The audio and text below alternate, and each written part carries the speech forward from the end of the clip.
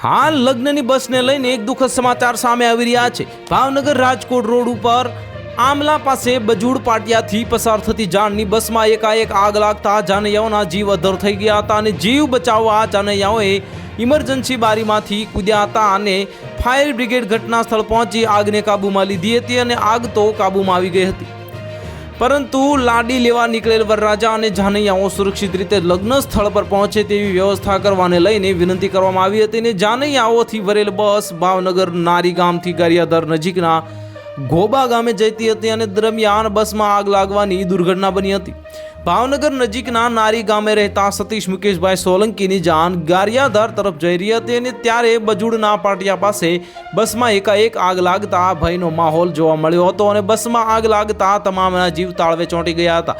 જાનૈયાઓ પોતાનો જીવ બચાવવા સર સામાન અને ચપ્પલ મૂકીને ઇમરજન્સી બારીમાંથી કૂદી બહાર નીકળી જતા આ બાદ બચાવ થયો હતો।